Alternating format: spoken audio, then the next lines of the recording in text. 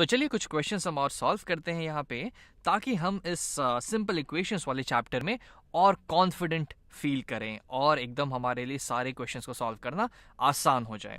तो मान लेते हैं हमारे पास एक इक्वेशन है कुछ ऐसा कि 1/3 plus of a is equal to 5/3।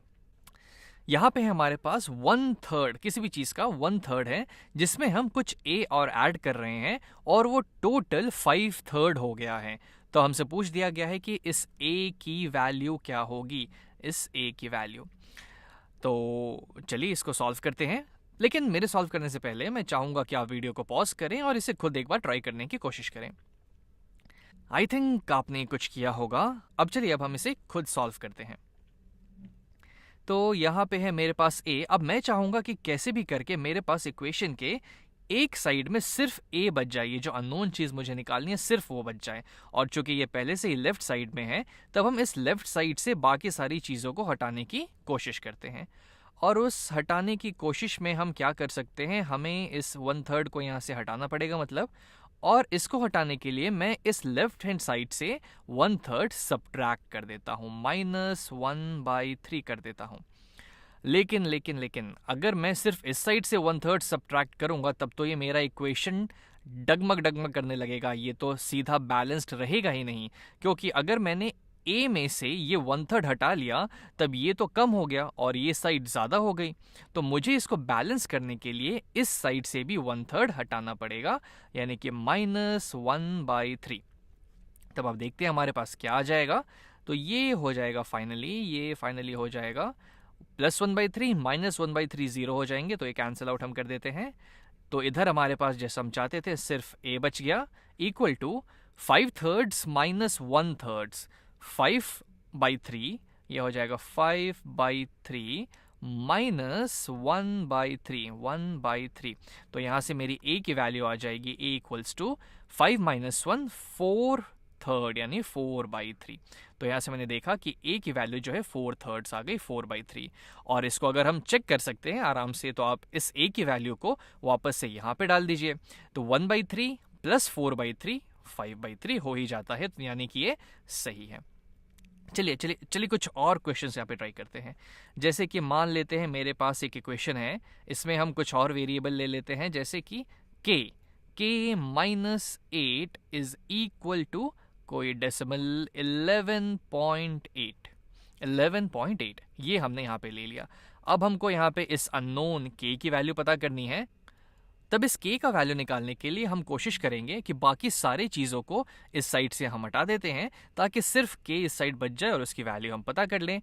अब वो करने के लिए मुझे यहाँ से ये -8 हटाना पड़ेगा, इस -8 को यहाँ से हटाना पड़ेगा।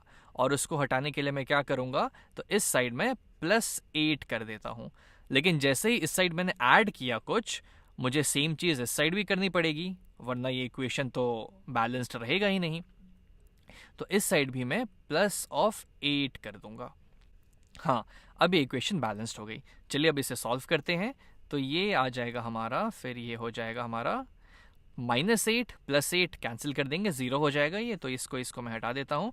तो जैसा हम चाहते थे, यहाँ पे सिर्फ k बचा, इक्वल टू 11.8 प्लस ऑफ 8। तो 11 और 8 होता है 19, तो ये हो जाएगा 19.8। तो यहाँ से मेरा k का वैल्यू आ गया 19.8। और जाहिर सी बात है कि अगर आप इसे चेक करना चाहें, तो इस k की जगह यहाँ पे अगर हम 19.8 रख दें, तो 19.8 - 8 11.8 ही आता है, यानी कि हमारा जो आंसर आया वो एकदम सही है।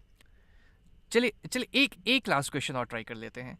जैसे हम मान लेते हैं कि हमारे पास है 5/13, और इस बार वेरिएबल को हम लोग राइट हैंड साइड पे रखते हैं। चलिए थोड़ा सा इसको डिफरेंट बनाते हैं, इक्वल टू वेरिएबल t -6/13।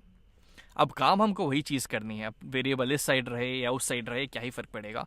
हमारा काम बस ये है कि t के अलावा जो भी दूसरी चीज़ें हैं इसको यहाँ से हटा दें, ताकि हमारे पास सिर्फ t बच जाए यहाँ पे। और वो करने के लिए हम क्या करेंगे, यहाँ से -6/13 है, तो यहाँ पे हम कर देते हैं +6/13। प्लस ऑफ 6/13, ताकि ये दोनों यहाँ से हट जाएंगे और सिर्फ t बच जाएगा। लेकिन जैसे ही हमने यहाँ पे 6/13 को ऐड किया, अब हमको सेम चीज़ इस साइड भी करनी पड़ेगी, तो यहाँ भी हम कर देंगे प्लस ऑफ 6/13। अब ये इक्वेशन बैलेंस हो गया फिर से। अब देखते हैं कि हमारी वैल्यू क्या आती है।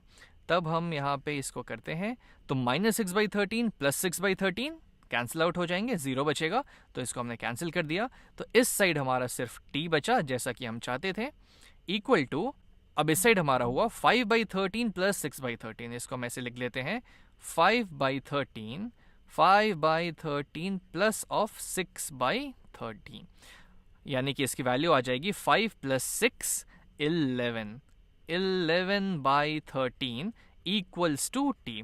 अब इसे आप ऐसे लिख लीजिए, या फिर इसको आप रिवर्स करके लिख लीजिए कि t इज इक्वल टू 11/13।